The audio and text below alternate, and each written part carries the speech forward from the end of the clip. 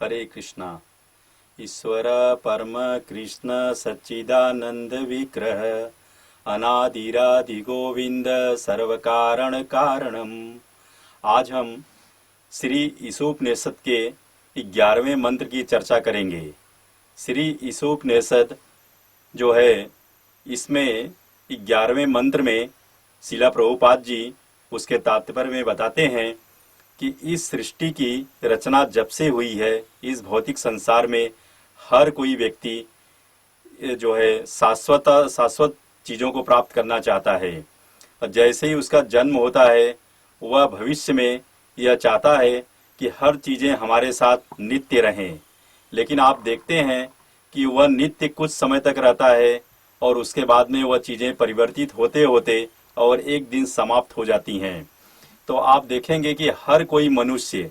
जैसे ही उसे इस प्रकृति का थोड़ा सा ज्ञान होता है, वह जो है सिर्फ यह सोचता है कि इस जीवन में हम किस तरह से सुखी रहें, किस तरह से हम सब चीज़ों को अपने वश में करें और प्रकृति को वश में करें, अपने आप को वश में करें, सारे देश को वश में करें, सारे संसार को वश में करें और सारे संसार में हम विजेता बने और धन कमाएं।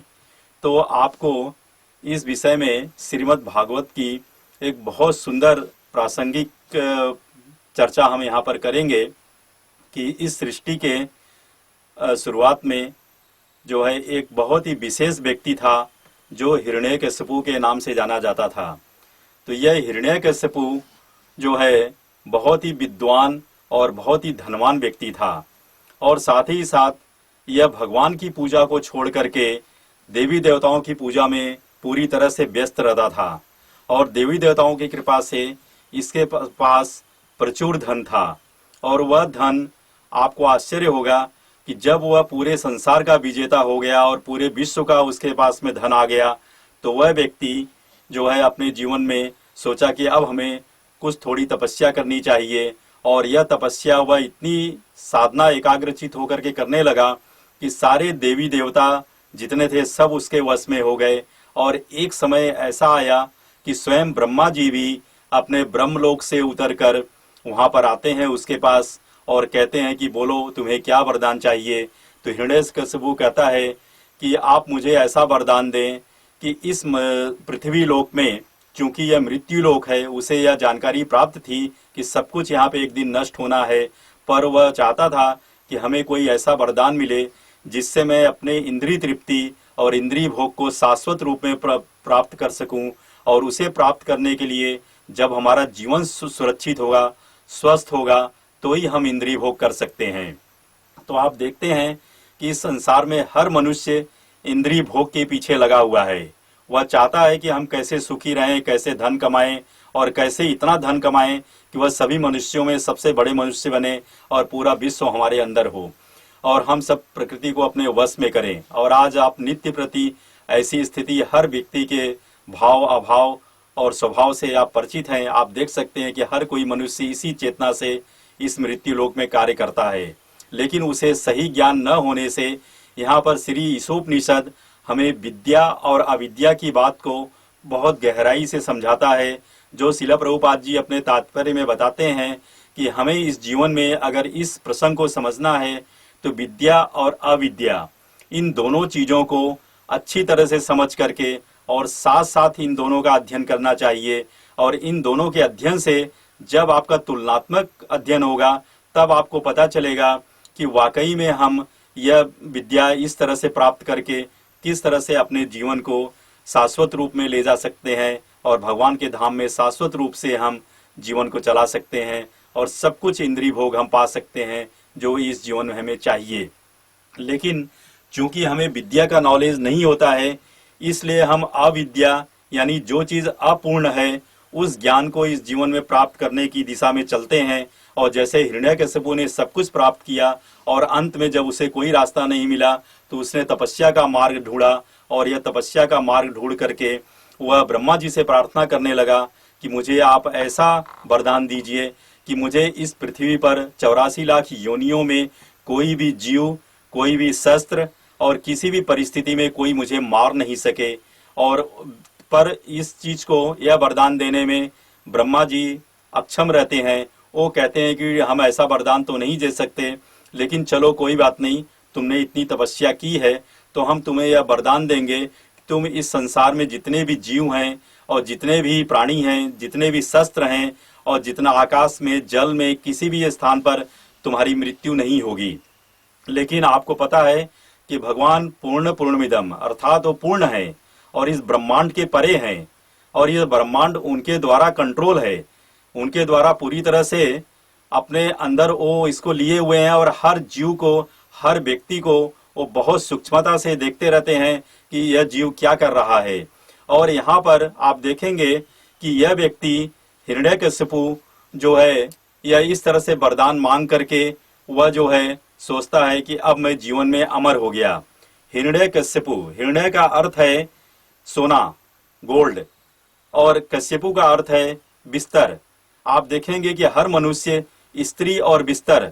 यानी इस चीज के पीछे पागल होकर के इस दुनिया में घूम रहा है, और उसे हर कार्यों के पीछे उसका यही उद्देश्य रहता है कि किस प्रकार से हम इंद्रिय तृप्ति करें, और ये दो चीजों को सजाने संवारने में कितनी चीजों को, कितने धन को और कितने आवश्यक लोगों को और कितने गरीबों को मार करके यह धन हम प्राप्त कर सकते हैं, और इसी के लिए हर व्यक्ति हर तरीके से यह कार्य करता है। तो आपको पता होना चाहिए कि यही दो चीजें मनुष्य को नरक में ले जाके जाती हैं और उसके जीवन के शाश्वतता को पूरी तरह से नष्ट कर देती हैं। और यही दो चीजों का हमें चूंकि ज्ञान नहीं रहता, तो हम बचपन से लेकर के बुढ़ापे तक और मृत्यु तक इसी आशा में जीते हैं और इसी कार्य के पीछे रिलेटेड होकर के सारा कार्य करते हैं, और अंत में हमें हाथ में कुछ नहीं लगता। आइए हम इस चीज को हिरण्यकशिपु के माध्यम से समझें कि हिरण्यकशिपु जब उसे यह सब कुछ प्राप्त हो गया और यह वरदान भी मिल गया कि वह इस तरह से रहेगा, शाश्वत रहेगा, तब वह जो है अनेक तरह के अत्याचार और पाप करना शुरू कर दिया। और जब देखा, तब भगवान ने देखा कि यह तो सृष्टि के अंदर इतना बड़ा पाप कर रहा है, तो आप देखते हैं कि भगवान इस कार्य को करने के लिए समय समय पर इस मृत्युलोक में आते हैं और अपने कार्य को पूरा करते हैं। तो आप देखेंगे कि यहाँ पर भगवान जो है नरसिंह अवतार लेकर के, नर अर्थात आधा मनुष्य और आधा सिंह, सिंह यानी लॉयन, शेर का जो है रूप धारण करके प्रकट होते हैं इस पृथ्वी पर, और प्रकट होकर के हिरण्यकशिपु को किसी अस्त्र शस्त्र से नहीं, किसी लोक में नहीं, किसी पानी में नहीं, जल में नहीं, वायु में नहीं, और अपने जंघे पर खाली बैठा करके अपने नाखूनों से उसको चीर देते हैं, और जिस तरह से चीरते हैं 2 मिनट के अंदर जो है उसके सारा सब कुछ, उसका जीवन नष्ट हो जाता है और उसका सारा धन जो है इस तरीके से समाप्त हो जाता है। तो हमें यह जानना चाहिए, जो श्री उपनिषद बहुत ही प्रासंगिक पुस्तक है, और यह हमें यह ज्ञान, यह चर्चा देती है कि किस तरह से हमें अपने जीवन में विद्या और अविद्या को, दोनों ही चीजों को गंभीरता से समझना चाहिए और समझ के भगवान की सेवा में लगना चाहिए। इसके बाद श्रील प्रभुपाद जी बताते हैं कि हमें खास करके जब यह ज्ञान हो जाए कि हमें किस तरह से जो है इस विद्या और अविद्या को समझना है, तो समझने के बाद हमें अपना एकाग्रचित होकर के भगवान से प्रार्थना करना चाहिए। और कहते हैं तस्माद के न मनस भगवान सात्वतम पति, अर्थात भगवान जो है उनके मन, भगवान के चरणों में अपना मन एकाग्र करके हरि नाम का जप करना चाहिए, कीर्तन करना चाहिए, जो इस कलयुग का युग धर्म है। हरे कृष्ण कृष्ण कृष्ण हरे हरे, हरे राम राम राम हरे हरे। इस प्रकार से हम अपने जीवन को स्वस्थ कर सकते हैं। और आप देखते हैं कि जो भी अविद्या की चीजें हैं इस संसार में हम ग्रहण करके और अपने जीवन को उसके गलत डायरेक्शन में चला के हमेशा अपने मन को और अपने शरीर को स्वस्थ न रख करके उसे अस्वस्थ बना देते हैं। आप जानते हैं कि हमारे शरीर का जो तापमान है वह 98.6 डिग्री होना चाहिए, लेकिन आज हर मनुष्य, चूंकि मैं डॉक्टर हूं, तो हमने देखा है कि हर मनुष्य 105 और 160 डिग्री की अवस्था में वह अपने शरीर को रखता है और हमेशा टेम्परेचर में रहता है, और उसे यही नहीं पता रहता कि हमारा मन और हमारा शरीर कैसे स्वस्थ रहेगा। तो जब तक आप अपने मन और शरीर को स्वस्थ नहीं रखेंगे और भगवान की कृपा की याचना नहीं करेंगे, तब तक आप जो है इस ताप को अगर नियंत्रित नहीं करते हैं तो इस दुनिया में जो भी कार्य करेंगे वह अविद्या को जाएगा, और अविद्या को प्राप्त होकर के आप अपना जीवन नष्ट कर देंगे। और साथ ही यदि आपको यह पता है कि हमें जो भी कार्य करना है और मन को एकाग्र करके भक्ति पूर्वक भगवान की सेवा करके और अपने शरीर के और मन के तापमान को 98 डिग्री पे ही रखना है और अपने स्वास्थ्य को किसी तरह से बिगड़ने नहीं देना है। तो अपने स्वास्थ्य को ध्यान में रखते हुए आप इस तरह से भगवान को एकाग्र होकर के उनके चरणों का ध्यान करें। और इस ध्यान की जो पद्धति इस कलयुग में वह हरि नाम के द्वारा बताई गई है। हरे कृष्ण कृष्ण कृष्ण हरे हरे, हरे राम राम राम हरे हरे। यह कार्य सिंपल आप करके अपने जीवन को स्वस्थ कर सकते हैं। हरे कृष्णा।